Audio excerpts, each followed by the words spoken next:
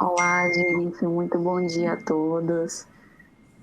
Gratidão mais uma vez, ouvir Cida, estar aqui com vocês, doutor Rodolfo logo mais.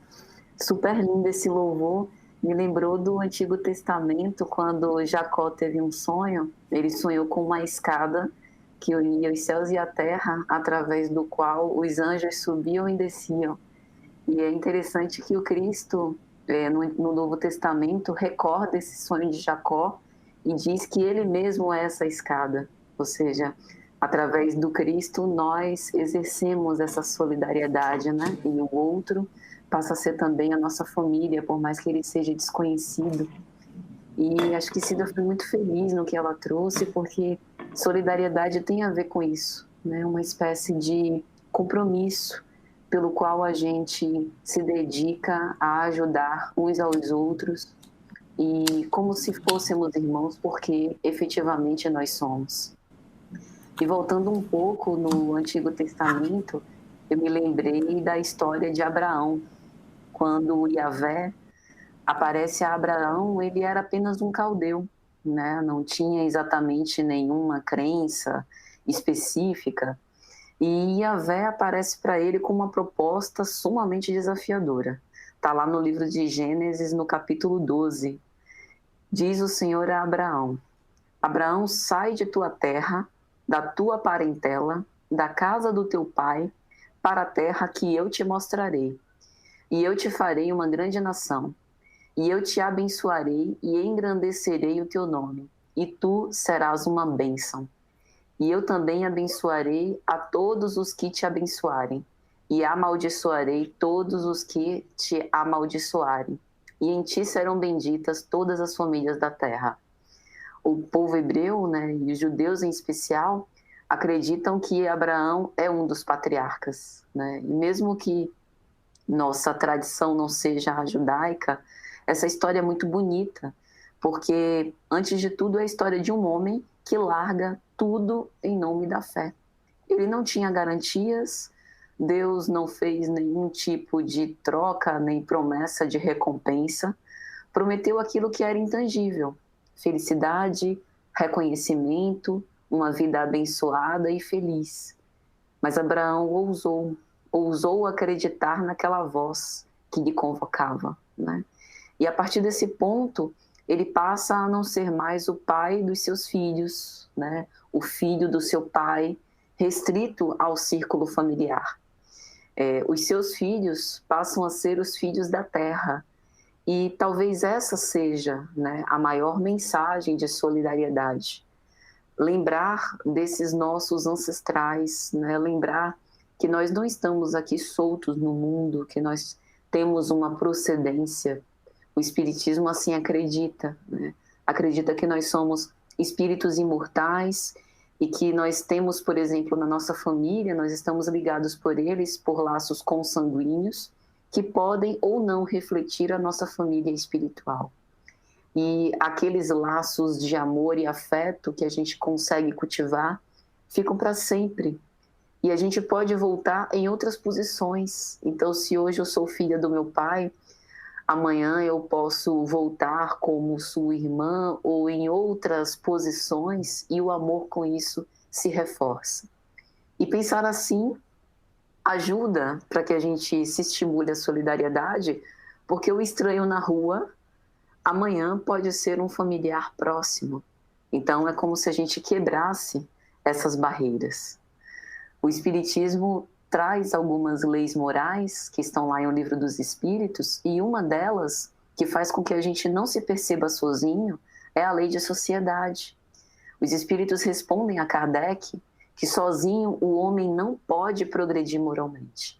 Intelectualmente a gente até consegue, pelo autodidatismo, né?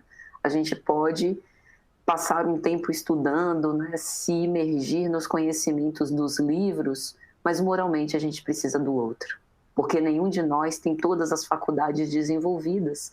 Como é que a gente consegue exercer a paciência, o perdão, a caridade sem a presença de alguém? Então, o contato com os outros homens é necessário.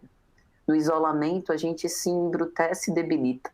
E talvez essa seja a principal razão porque a gente tem observado tanto sofrimento por conta do isolamento e distanciamento social. A gente precisa de pessoas, né? A gente precisa de contato, precisa estar trocando. E eu me recordei também de uma obra que é muito bonita, tem até filme, O Menino do Pijama Listrado, de John Boyne. É uma história fascinante. É a história de dois meninos de 8 anos, um alemão, que é o Bruno, e um judeu, que é o Shmuel. E Bruno é obrigado a se mudar, né, da sua casa em Berlim para ir para um campo de concentração na época do nazismo, porque seu pai era um dos discípulos e dos soldados de Hitler. E lá ele conhece um menino que tem feições muito, muito tristes e vive de pijama, um pijama listrado de tons cinzas. E o bonito dessa história é porque o autor, o escritor, ele consegue transformar a ingenuidade, né, e a inocência de uma amizade infantil para refletir sobre temas profundos. Bruno não consegue entender por que os pais de Shmuel não são convidados para ceiar na sua casa. Ele não consegue perceber qual o risco que aquele menino como ele oferece para viver cercado por uma cerca de arame farpado. Por que essa cerca? Por que o pijama? Por que a tristeza? Se ele é como eu, apenas um menino de 8 anos. Então isso nos leva a uma reflexão muito grande, porque transforma todo esse preconceito, todo esse egoísmo, como o Cida trouxe, né? Todas essas formas que a gente coloca, às vezes, para nos afastar, como infrutíferas, como uma grande ignorância e também uma perversidade, né? E aí a gente consegue perceber que valor há na simplicidade, nas pequenas coisas e de olhar para o outro, ainda que ele seja diferente, como na primeira música que a doutora Clarissa passou, que eu possa respeitar essa diferença e perceber a beleza, porque no fundo nós somos apenas seres humanos, querendo ser felizes, né? E querendo nos identificar com o alto. Paulo, na sua Epístola aos Romanos, no capítulo 12, versículo 15, nos propõe mais um desafio também que tem relação com a solidariedade. Ele diz: alegrai-vos com os que se alegram e chorai com os que choram. O Espírito Emmanuel, falando sobre essa mensagem, vai dizer: chorar com os que choram é relativamente fácil. Nós estamos particularmente habituados com o sofrimento. As mágoas alheias, às vezes, nos servem de consolação para as nossas próprias mágoas. Desafio é nós nos regozijarmos com a alegria do outro. Porque, invariavelmente, nós somos humanos, imperfeitos, portanto, ainda, e a gente sabe que tem traços de orgulho e egoísmo, e isso pressupõe a inveja, o sentimento de desmerecimento do mérito do outro. Por que não sou eu a sorrir desse jeito? Como eu gostaria de ter a vida do outro? E a gente desconhece os caminhos que levaram a essa experiência.